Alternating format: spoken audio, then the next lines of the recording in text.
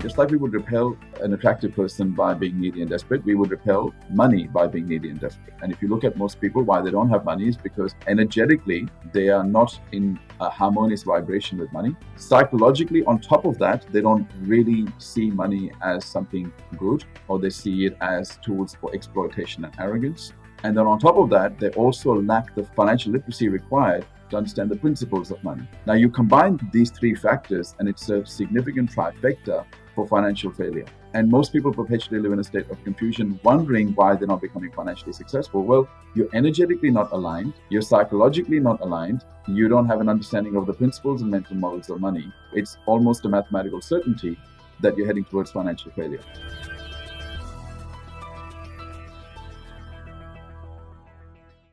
This is episode number 116 of The Inspiring Talk with Ron Malhotra.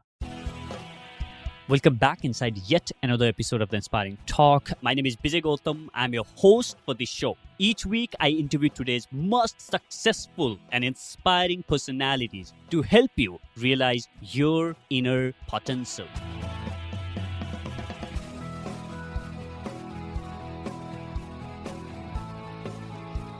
The interview I have done with Ron on 63rd episode of the show was hugely appreciated and remains to be one of the most loved episodes of the show. If you haven't heard that conversation, I highly recommend that you check that out. I'll put the link for that episode on the description. Ron is an award-winning wealth planner, influence and success expert. He is an author of 4 books, including #1 Amazon bestseller, 8 Wealth Habits of Financially Successful People. In his new book, Impossible to Fail, Ron shares precise principles, concepts, and strategies that will enable you to be successful on your terms and achieve your dreams and goals. He is an international public speaker, speaks extensively on success, influence, business, and money. Ron was featured on Entrepreneur Magazine, The Huffington Post, Inc. Magazine, NBC, and CNN, among others. In this episode, I invited Ron to share how to create a wealth creation mindset, how to change your relationship with money, how to achieve financial freedom, and Ron offers a formula called SIS-PIP, which I believe can completely change your financial game. This episode could be the one that can change your perception of wealth creation forever.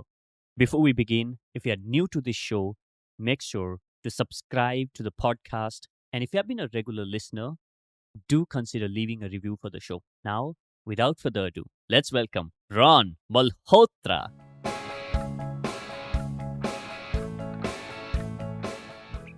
Ron, welcome back to The Inspiring Talk.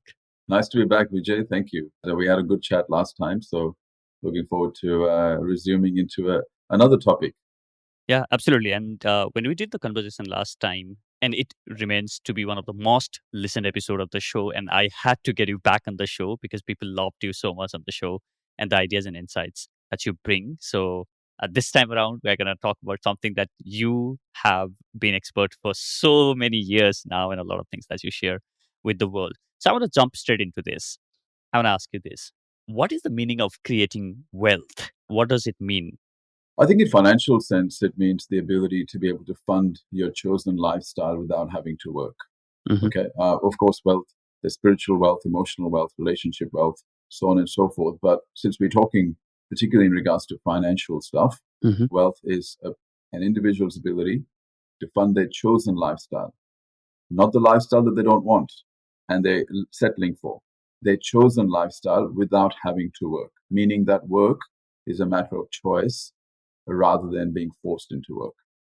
So what you're saying is you don't work because you need money, because you have to fund the lifestyle, but your lifestyle is being taken care of, and then you work just because you feel like, or you like working on the things that. Correct. And here's the thing though, and some people might go, I don't really mind the fact that I have to work for my lifestyle. Yes, but eventually you want to stop working, right? Eventually everybody needs to stop working at some point. Nobody wants to work until the day they die. And even if you were one of the few people in the very small minority of people who said, I want to work until the day I die, well, can you really choose that? What if you can't? Mm. What if there's a massive downturn in your industry? What if you have a major disability? What if you have a critical illness? What if you have to take care of your aging parents or a sick spouse? So there are a number of reasons that can also prevent you from being able to work, which is why wealth creation is a worthwhile objective for any person who understands that life is uncertain and that we live in an economic world, and everything from healthcare to medical care to even being able to spend time with our family and friends requires money. And I'm going to say this at the risk of sounding quite controversial here. I think only the most naive people believe that money is not important. In fact, if you really had to be extremely pragmatic, you think about the fact that after oxygen, water, and food, the most important commodity would have to be money. So there's a lot of people, I know it's very trendy to deny the importance of money these days. It's very trendy to say, oh, it's not about money, it's about health. Oh, it's not about money, it's about happiness. Oh, it's not about money, it's about relationships. Oh, it's not about money, it's about love. I know that there's a lot of these types of things floating around, but anyone who says that, I would say to them, try and pay your gas bill with love. Try and pay for your parents' hospital care or your own medical care with kindness and see if it's accepted, right? So it's all well and nice to be sentimental about this sort of stuff, but I'm a very pragmatic person. I like to see things the way they are, and I like to say things the way they are. Yeah, absolutely. And also, like, as you said, right, it's not about money. And often, that's not necessarily because they don't feel that it's not necessary for you to have money, but often it also can be because of the beliefs that we have about money, right? We have been kind of grown up listening that, making money is evil, rich people are evil, or maybe I don't need a lot of money, right? So, is there a different mindset to create a wealth? Well, I think there's definitely, if you look at the majority of people in the world, I think majority of people have been programmed to see money as either a necessity only or something that's evil. So even if you actually look at movies and you look at Hollywood movies or you look at Bollywood movies, you'll find that in the vast majority of movies, the rich guy is typically the bad guy, Yeah, and the good guy is typically financially irresponsible yeah. and doesn't care about money. And so right from the beginning, we are being conditioned to associate honor and the quality of goodness with financial irresponsibility and attach greed and arrogance and exploitation with the accumulation of wealth. So right from the beginning, this starts. Okay. And so what happens is, as we grow older, most of us internally don't really value money. And even if we do, we are ashamed to say it. And those of us who actually value money, we don't really value it because we appreciate it. We value it because we need it. And there's a Yeah. fundamental difference. And if I may just use an example to explain the difference between wanting money because you value it versus wanting money because you need it. Mm. So think of a situation where there is an attractive woman and there are two men that proposition her. Mm. One man says, look, I need you. I need somebody to do my washing and my cleaning. And I'm desperate for you. I need somebody to take care of me. Mm. And then another man propositions the same attractive woman and says, I value you, love you, and appreciate you. Now, if you were that attractive woman, which man would you want to marry? Mm. Absolutely. The second one. Nobody wants to go to a needy person. 100%. So we have to understand that money is not just currency. Money is a tool, but also, if you really fundamentally understand, money has many dimensions. There is the energetic dimension of money, there's a psychological dimension of money, there's the strategic dimension of money, and there is the tactical dimension of money. So when we look at the energetic dimension of money, how most people act towards money repels money. Just like we Mm. would repel an attractive person by being needy and desperate, we would repel money by being needy and desperate. And if you look at most people, why they don't have money is because, number one, energetically, they are not in a harmonious vibration with money at the energetic level. Mm. Psychologically, on top of that, they don't really see money as something good. They see it as evil, or they see it as tools for exploitation and arrogance. And then Mm. on top of that, they also lack the financial literacy required to understand the principles of money. Now you combine Mm. these three factors, and it's a significant trifecta for financial failure. So basically, they're not giving Mm. themselves any chance at any level to become financially successful And most people perpetually live in a state of confusion, wondering why they're not becoming financially successful. Well, you're energetically not aligned, you're psychologically not aligned, you don't have an Mm. understanding of the principles and mental models of money. How do you become financially successful? It's almost a mathematical certainty that you're heading towards Mm. financial failure. And I've been talking about this for a number of years, and the topic is so provocative to people that when I bring this up, instead of trying to understand my message, and I know I'm being very direct with the message, they end up seeing me as the problem. Whereas my really intention is to wake people up and say, look, I just want you to have more of it. Why? Mm. Because if you consider yourself to be a good person, you're going to do a Mm. lot of good things with money, right? Rather than just feeling hatred towards people with money, why don't you get your hands on some by Mm. aligning your energy and psychology and your understanding to be a magnet for money rather than repelling money? Yeah. Did you struggle yourself as well in your life with not having this magnetic mindset? And how did you overcome that? Oh my God, did I struggle? Wow, I struggled so much because I grew up with the same mentality. You see, for most of my life, Yeah. I did not understand money. I attached too much significance to it in the wrong way. I felt desperate and needy for it. And I felt that wealthy people became wealthy because they cheated other people. So, of course, for Mm. many, many years, and that mindset, and on top of that, further that problem being further exacerbated by my own illiteracy around money. Of course, I suffered for many, many years. I remember the days when the only place I could rent was a commission house, and a commission house is typically a house that is reserved for delinquents and drug addicts and ex-convicts, and it was the only place I could afford to rent. And I remember that the amount of money that I was making was so low that I was afraid to have a proper meal for dinner. And so I would get the Mm. cheapest meal that I could get, which was a bunch of bananas, and I would have one banana every single day for dinner. I remember those times. And I remember the times when I could not afford to even buy an iron to iron my clothes. So I remember those times, and I remember what a journey I've been on to go from being absolutely broke to then Mm. developing and understanding my mindset and becoming financially literate. But on top of that, also creating positive associations with money psychologically and energetically. Mm. So where does one begin? Well, one begins with the understanding of the problem. You see, the first thing is we've got to identify the cause of the problem.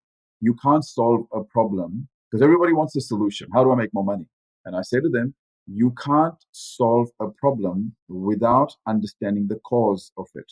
Because if you solve the problem without understanding the cause, there's a pretty high likelihood you're solving the symptom, not the problem, and the problem is going to Mm. reemerge.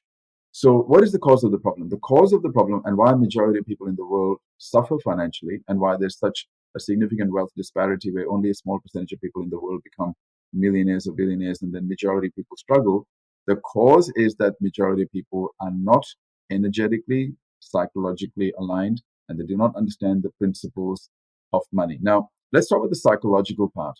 I Yeah. strongly believe, having understood certain elements of psychology that we now teach, that wealth creation has to be in your top three values for you to prioritize Mm. it. We all have a set of values. Some of us value freedom, some of us value flexibility, some of us value family, some of us value health.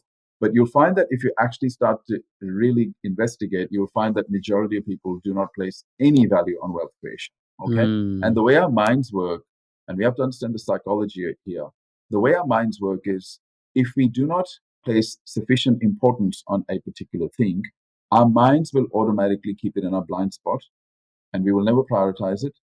We will never get organized in that area. We will never become disciplined in that area. We will never become motivated in that area.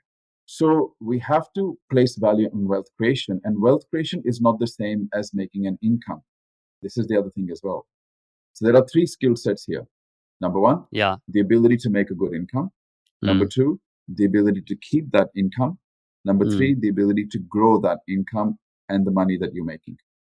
So you are saying high paying job is not necessarily guarantee the wealth. Not at all. Not, in fact, there is no guarantee that a high income is going to result in high wealth. In fact, most of the times it doesn't, because you could be a person with a very negative mindset and you just work Mm. extremely hard and neglect every other area of your life. And you're probably good at making money. But since you have negative values and beliefs around wealth, you still probably do not keep any of it and you have nothing to show for your years of hard work, which is very, very common, by the way. And also, in addition to that, you're not going to acquire the skill set of keeping money and growing money if you don't place value on it. most people would have what I would call a very unhealthy relationship with money. Either they deny it, or they avoid it, or they hoard it because they're so afraid of losing it. These are all Mm. unhealthy behaviors. Why? Because if any person acted like that in the context of a human relationship, we would say the person is not normal, right? They're Mm. denying the existence of the other person and the importance of the other person. Okay, they're avoiding the other person, or they are extremely territorial and possessive about the other person. We would say that none of those behaviors are normal when it came to a human Yeah. relationship. Yeah. But you'll see that those patterns play out very commonly across majority of the population when it comes to the relationship people have with money. And that fundamentally needs to change. And one of the ways we get people to change that is we say, look, it's very difficult for you to actually place value on wealth creation if your whole life you have been told that wealth creation is bad, it's not necessary, it's not important, whatever it is that you think at the deepest level. The first thing you've got to decide is what is important to you, and then find and literally write down 50 reasons how the accumulation of wealth will allow you to live by that value. For example, let's just say your highest value was family, Mm. and you place no value in wealth creation because of your Mm. upbringing and conditioning. I would sit down with you and go, Vijay, why don't we write down a list of 50 ways accumulation of wealth will Mm. allow you to be able to live by your highest value, which is family. So let's, number one, it might be that having more wealth means you can help them more. Maybe you can educate your niece. Maybe you can Mm. support your parents, buy them a house. Maybe you can take your wife on a holiday. So we would write down 50 reasons. Why 50 reasons? Because we are so primed to not value money that we need so Yeah. much emotional and mental ammunition to make this a priority. So that would be the first thing I would do with somebody. Yeah. The first thing you would put value to the money that, I need to create the wealth. I Yeah. would show them the link between what they value and how wealth Mm. creation would further facilitate that. So if they don't Mm. directly value wealth creation, let's show them Yeah. how they can indirectly place value in wealth creation. So that's the first thing I would do.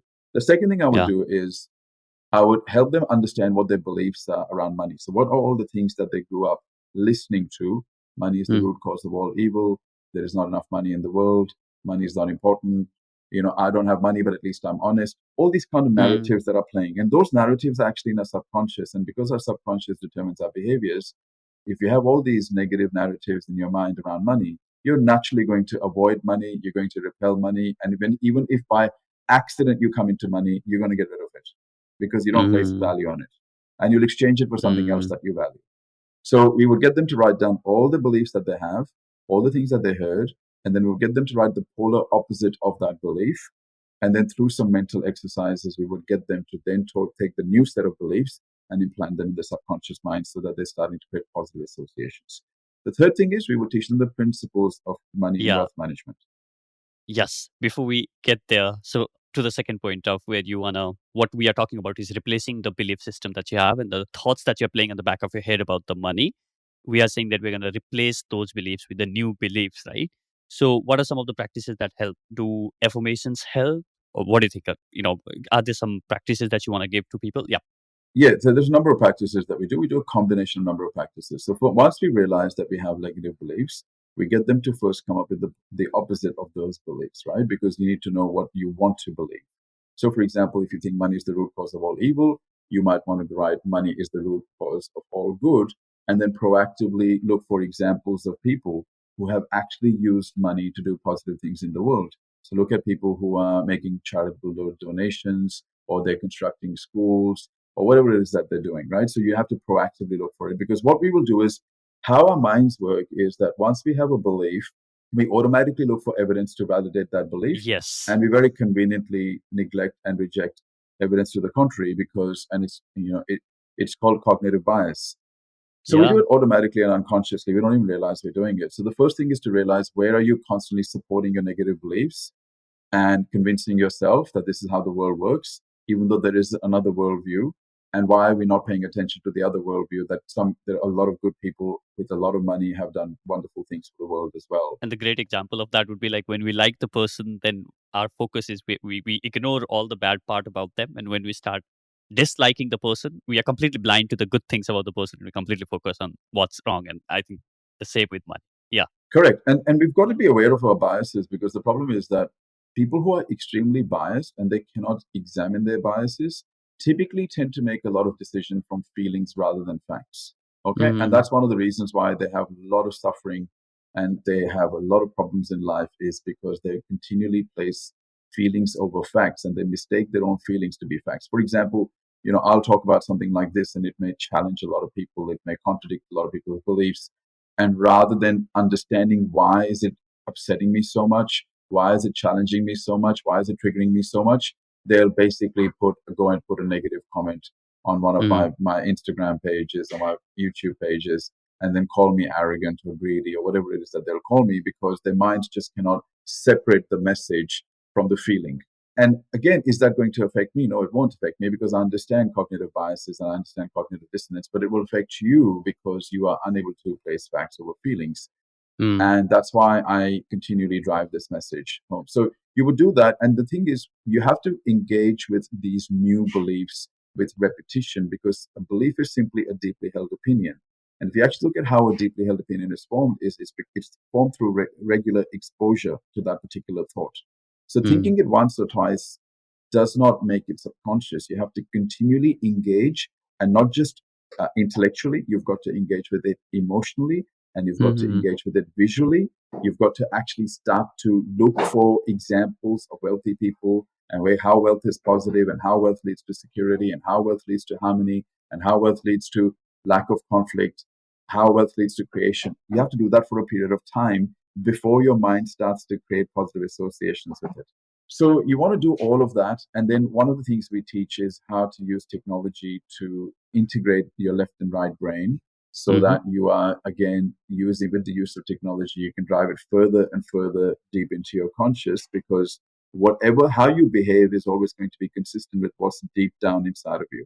We very rarely behave in contradiction to what we believe or in contradiction to how we see ourselves. So all of that has to be changed. The other thing is, we have to realize that, if you've grown up in a middle class background or you've grown up in a poor background, the conversations, dinner table conversations, were probably around other people, entertainment, sports, Mm. gossip, and they were not around building a business, investing, understanding assets, educating yourself, performance, productivity. So you have to understand that the reason why rich keep getting richer is because the dinner table conversations in many cases are quite different, and they're Mm. constantly being exposed to concepts that result in financial empowerment, whereas the middle class is consistently and unconsciously exposing themselves and their children to concepts that result in financial disempowerment. So Mm. we have to understand that there's a lot of things there. And then it's about going to the next level, where we have to understand the principles and the strategies that result in wealth creation, rather than looking for the next quick way to become wealthy. Or today it's Bitcoin, tomorrow it's Forex trading, third day, and that's typically as somebody who doesn't really want to understand how wealth is created. They just want to quickly get to the outcome. And they're the Mm. ones that are typically fooled by the salespeople. They're the ones that typically are perfect targets for anybody that wants to take advantage of them, because they're emotional about money, right? Mm. So you have to keep emotions aside. You want to have some basic psychological positive associations, but you don't want to get emotionally carried away. And so we have designed a particular wealth creation sequence that we teach people. And I coined this particular phrase called SISPIP, SISPIP, Mm-hmm. which basically talks about the principles, how wealth creation it actually happens. And this is the entire sequence. And my whole life, I've never heard anyone talk about the sequence of wealth creation. So I thought it's really important for people to understand what they need Mm. to do before the next step. And Mm. how a SISPIP model works is, the first part of the SISPIP model, which is the S, stands for skills. And we're not Mm. talking about technical skills. We're talking about skills that are in high demand, which allow you to make the income that you want and are transferable across industries. So that's the first part. The second part is income. So in the SISPIP model, the I stands for income. And what we're basically talking about is the ability to influence your income. Okay, so most people have a fixed income, which they cannot influence. And the ability to influence your income comes from an understanding of the contributors of income. So the contributors of income are: number one, the mastery of your subject; number two, the complexity of the problem that you solve; number three, the difficulty in replacing you because of your work ethic; and number four, your ability to sell, promote, and position yourself. Those four factors influence your income. But most people will act like they can't influence their income. And one of the things I have said at my events, and I've been criticized for it, but I don't care that people criticize me for it because people don't like the truth. And I've said many, many times, if your income is fixed, your mindset is fixed. Wow. Yeah. That's a really powerful one. Yeah. And I know it challenges people, but I go and I say to them, and people get very worked up. And I said, but before you allow your emotions to again take control of your whole psychological being, let's just stop here and ask yourself, mastery of your topic, is there something that you can do? Complexity of the problem that you solve, is there something that you can do? Can you improve your work ethic to the point that you're difficult to replace? And can you learn how to position yourself, sell yourself, and market yourself? Of course, you can influence all these four things. Therefore, you can influence your income. So don't tell me you're not able to do it. Let's be honest, you're unwilling to do it. Now, and one of the biggest problems that I have as a mentor is to transform somebody's life, I occasionally have to hold the mirror to their face. But people don't like the mirror on their face. And we have to understand a very common psychological bias. We judge others on the results, but we judge ourselves on our intentions. Super powerful. If you want to become truly successful, we need to measure ourselves on our results as well. And people might go, don't judge. No, you're only saying that because your results are being judged. But when you go to a restaurant and you pay money, don't you judge the quality of the food? Would you accept mediocre performance from your cricket team? Would you accept mediocre performance from your musician? You wouldn't. So how can you accept mediocre performance from yourself? That's a bias, right? So going back to the system model, once you have learned how to influence your income, the third thing that you do is the third S, which is savings. Before you invest, you've got to save between 6 to 12 months worth of your income in savings. The reason is if you lose your job, if there is a temporary loss that happened or you became sick, you don't have to sell down your investments. Okay, we never ask people to invest until they've saved first. But also you are demonstrating that you have the mental discipline to save. Then we go into the P, which is protection. Are you insured properly? Have you got a protection plan to insure yourself, your family, and your assets? Then we go into I, which is investing, not speculating. And we explain to people what the difference between investing and speculating is and what are the most proven investment vehicles in the world. And then after you've invested, then you do P, which is preservation. You preserve everything that you have built. So when there is a market crash, there is a lawsuit, there is premature death, whatever you have built stays with you or stays within the bloodline. Now people start to understand the complexity of wealth creation. You don't just buy Bitcoin or dabble in a share and become successful financially, which is how everybody sees financial success. Now people start to understand, oh my God, I really have not been trained financially. And it's not your fault. I'm certainly not saying that you are to be blamed for it. But what I'm saying is that you're still responsible to correct the problem. Whose responsibility is it? And my issue is not with individuals. My issue is more with the education system that has conveniently left out all of the financial literacy from the education system.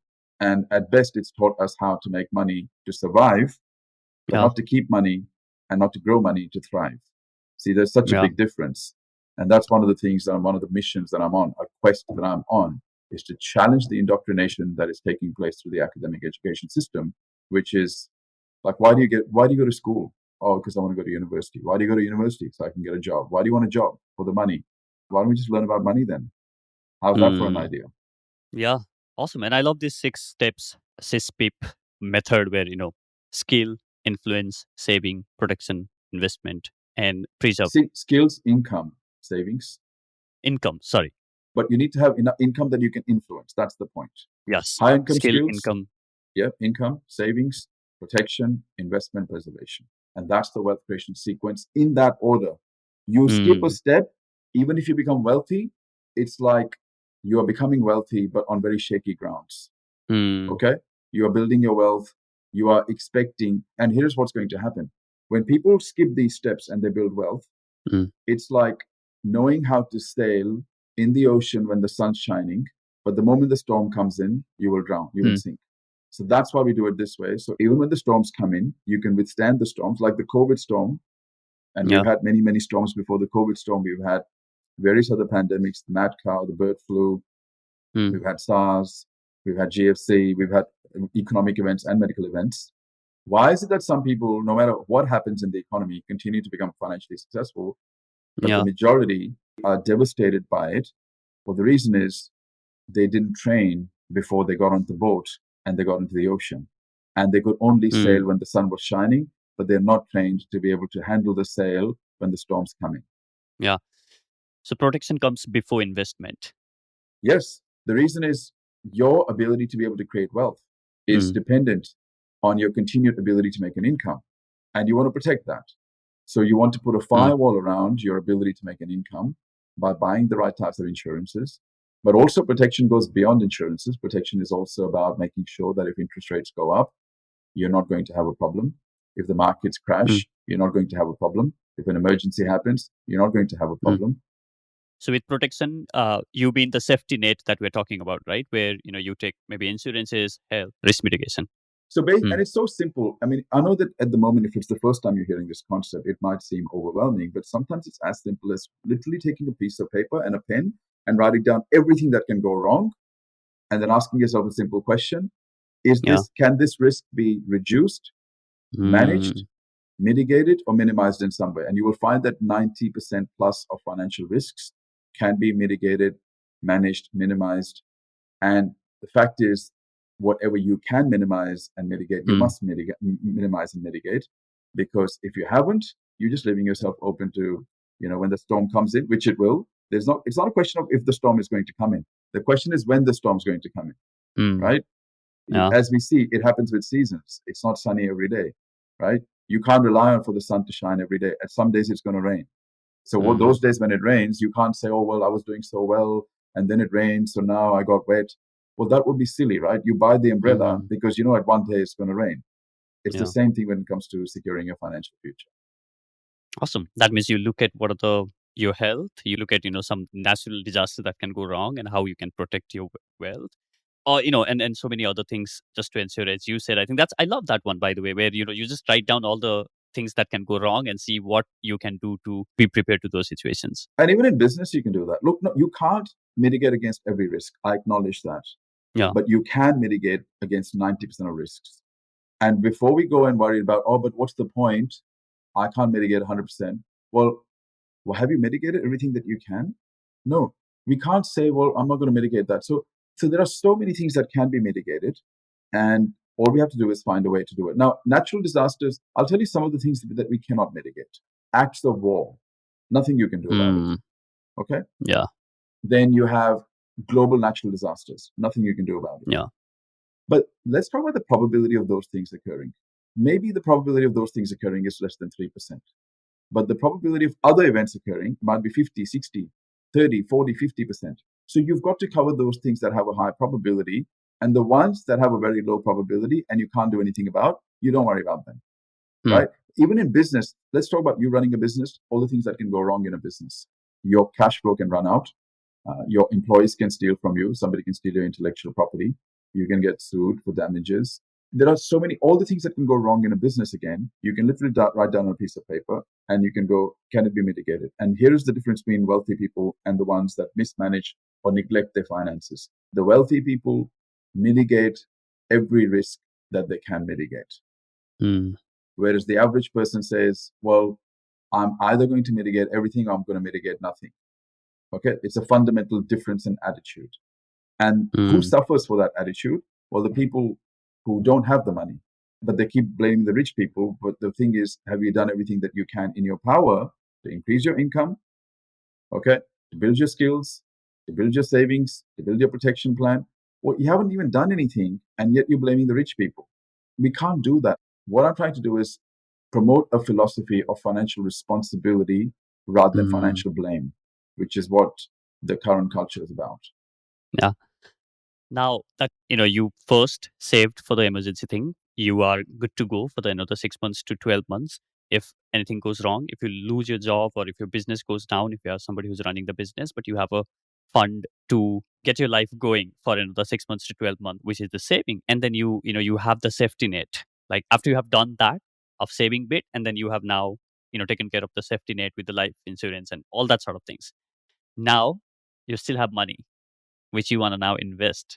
And that's the next step which in the CISPIP model that you shared, which is investment. Now, how should people be looking at investment, especially the people who have never invested before?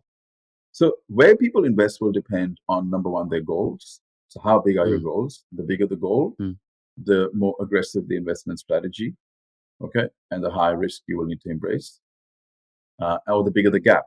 And the gap, I mean, is where you want to be versus where you are. If the gap is very big, mm, you can't afford to be super conservative. You're going to have to be aggressive if you really want to minimize that gap. But mm, aggressive doesn't mean speculating. And see, here's where you have to, in finance, you have to apply what we call really refined and critical thinking. You can't assume that aggressive means speculating. I'm an aggressive investor, but I never speculate. Aggressiveness means that I have a very high appetite to withstand temporary dips and fluctuations in the real estate and stock market. I don't mind if I temporarily lose 20, 30% of my asset value. As long as I'm invested well, I'm not going to go into panic. And that is a possibility if I'm investing I have an aggressive investment strategy. Speculating mm. is when you're giving no regard to the underlying quality of an asset and you're making predictions about what may happen in the future based on what you're hearing either in the media or through your friends or through your taxi driver. And you've basically gone, oh, well, 10 people are saying that I should invest in Bitcoin. I'll invest in Bitcoin, not understanding anything about it. So for me, I don't speculate, but I invest. Now, I only invest in three types of investments, predominantly real estate, businesses, and stocks. Now people go, really? Yep, really, that's it. But it's not those investments, it's the strategy behind it that makes me successful. And this is the part where we talk about strategy, because investments are what we call products. Real estate is an investment product, stocks are investment products, mutual funds are investment products, ETFs are investment products. But before the product, you have to think of the strategy. Leveraging is a strategy, gearing is a strategy, installment gearing is a strategy, dividend reinvestment is a strategy, balancing is a strategy. So it's not just the product that makes you wealthy. It's the right product with the right strategy that makes you wealthy. See? And now you'll see why people fail everywhere financially, because if you imagine trying to play cricket and never held a bat and don't know how to Mm. read the scoreboard and don't understand the rules of the game, and you go, I'm going to grab a bat. How hard can it be? I've seen Sachin Tendulkar. He can hit a Yeah. sixer. I can hit it too. And then you go, Yeah. but what are your probability of winning a game of cricket if you don't know how to read the scoreboard, okay, and you don't understand the rules of cricket? Yeah. So everyone's in the money game, Vijay, because if you have income, you have expenses, you have taxes, you're in the money game. And whether you like it or not, you've been thrown in the money game, but you have not been taught how to read the scoreboard and you don't understand the rules of the game. Can you imagine the disaster that's going to take place? And the disaster is taking Mm, place because globally, according to mm. the global shift in wealth and various studies done by Deloitte, the number of millionaires in the world is 0.6%, not even 1%.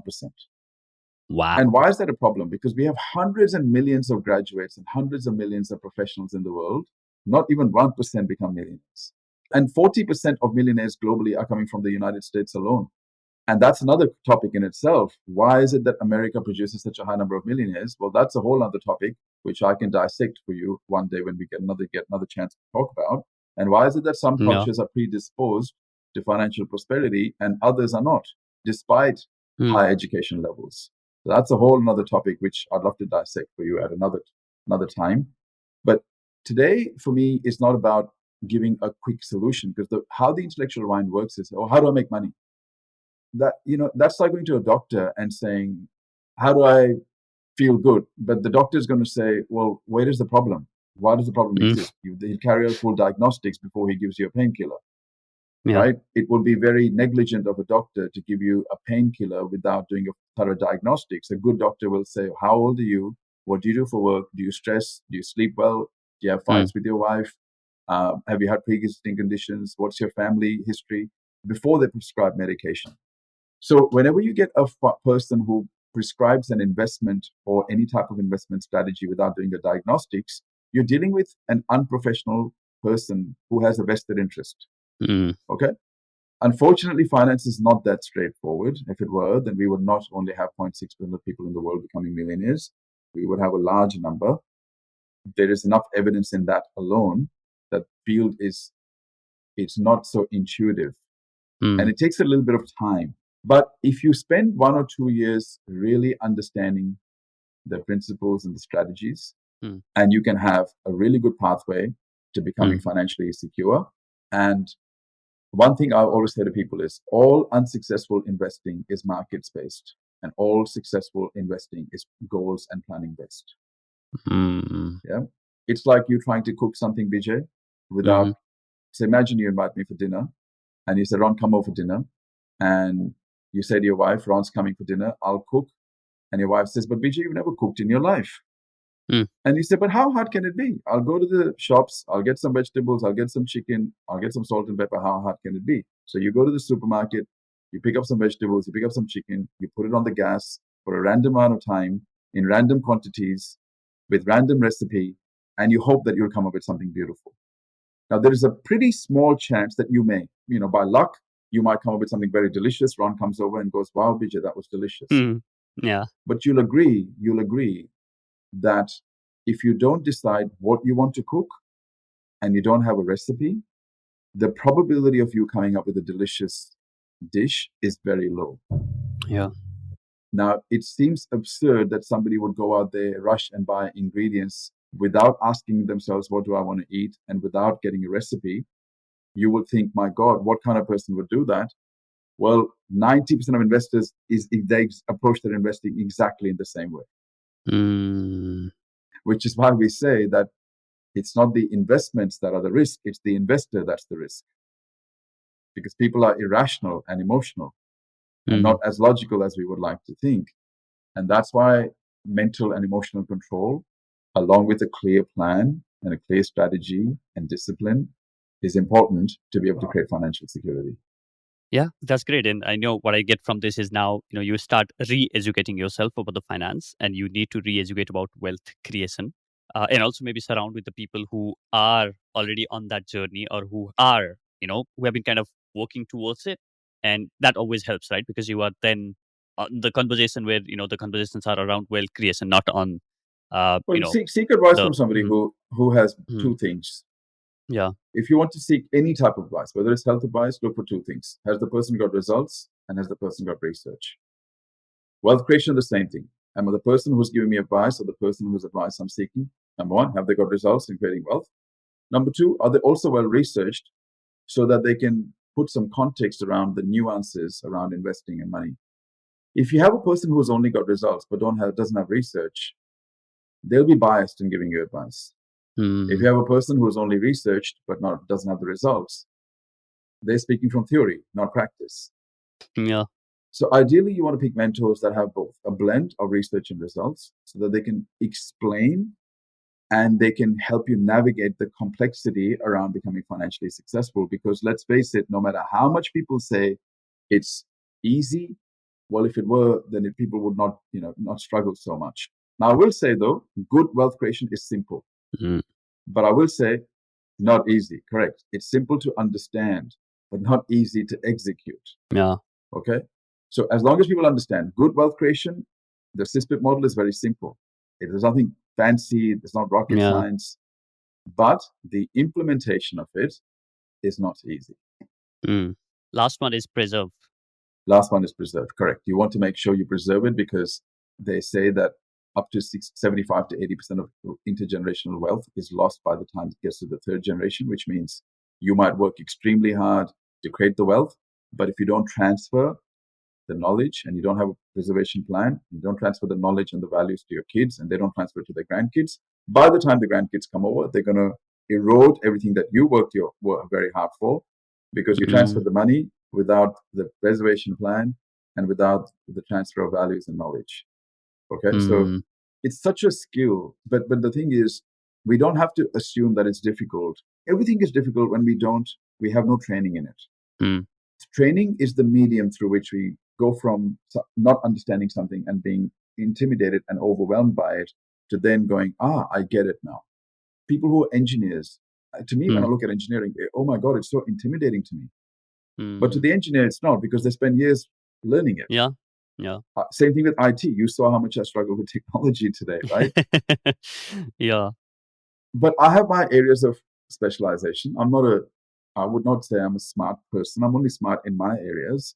You're Mm. smart in your areas, and everyone's smart in their areas. But we need to understand that money is one of those areas that affects everybody. Mm. So it's not a case of, it's no longer a luxury to be financially educated. Mm. It's a necessity to be financially educated, right? Because we're all in Yeah. the money game. So Mm. unfortunately, that's something that we can't get away from. Mm. We can convince ourselves money is not important. We can keep telling ourselves all these lies so that we don't feel bad about it and we don't feel uncomfortable. And Mm. it only makes us feel and gives us relief in the short term. In the long term, it will come back to haunt us. Awesome.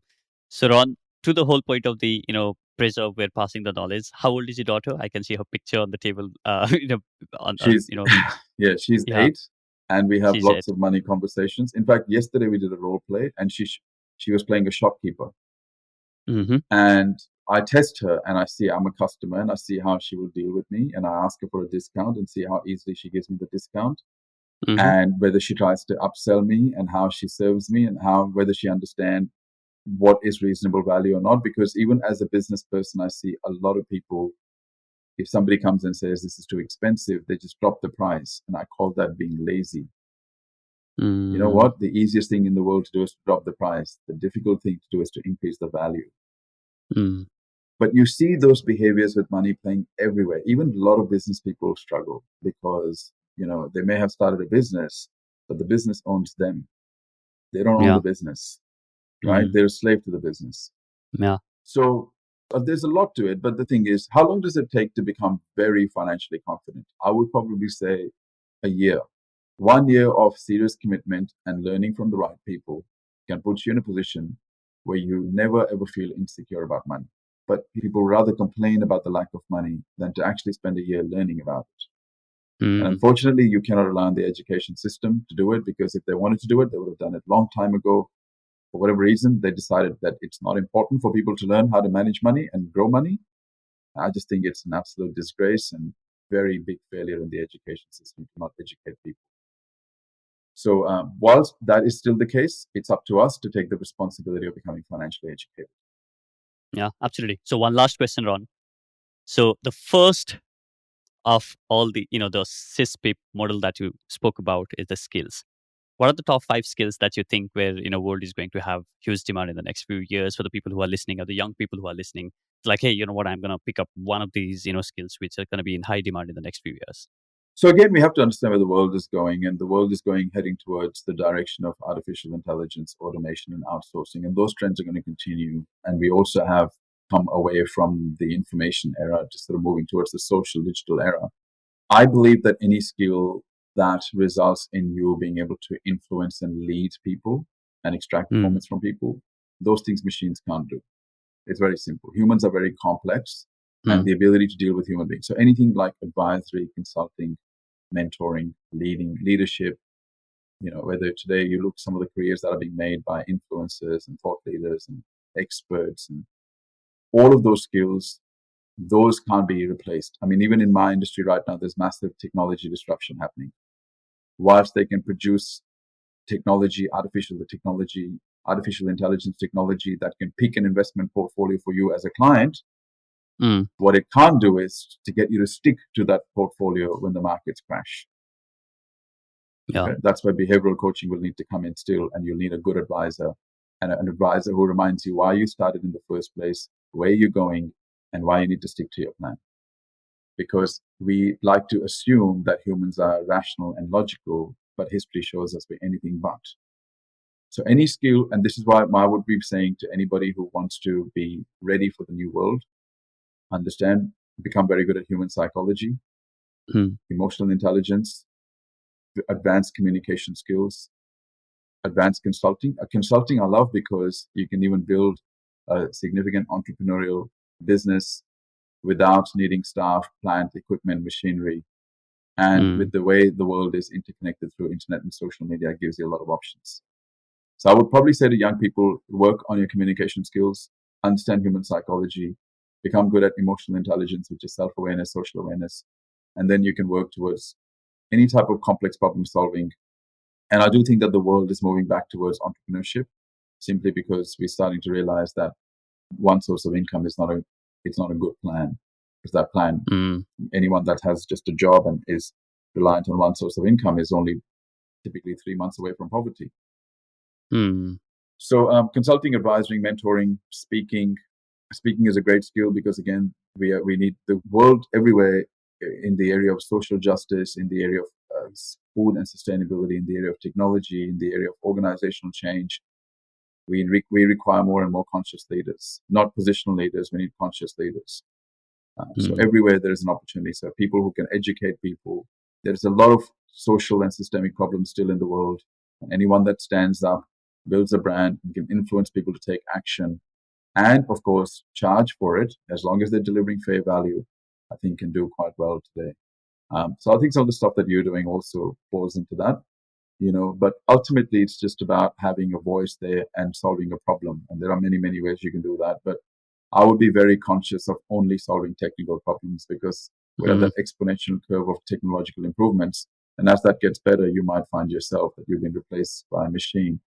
But as long as you're solving human problems, I think you'll always have a way to be able to make money. This is amazing. No wonder, Ron, why people are going on on our last conversation and saying things like, I listened to this more than 50 times. And, the amount of value that you bring on the table, it's just amazing. I really enjoyed this conversation. There's a ton that we have done in last 50 minutes. Oh my God. I'm sure like everybody who's listening to this episode, just go back and start making notes once again and, get started with the financial journey. This has been a great conversation, Ron.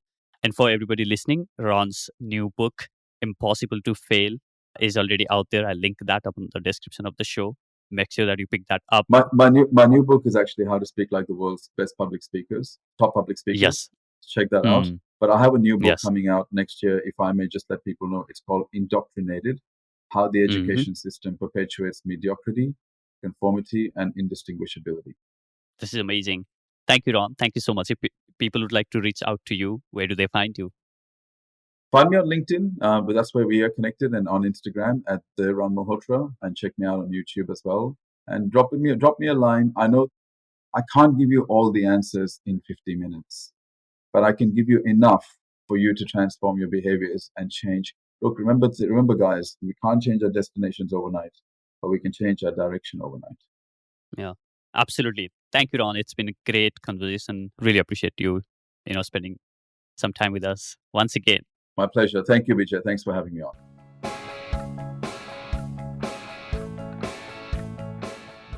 Thank you so much for listening to this episode of The Inspiring Talk. I highly recommend that you listen to this episode all over again so that you can let the insight shared by Ron sink in. I'd love to hear your thoughts about this episode and show in general. And also let me know, whom do you like to see as a guest in this show? You can send me a voice message by visiting theinspiringtalk.com/speak, SPEAK.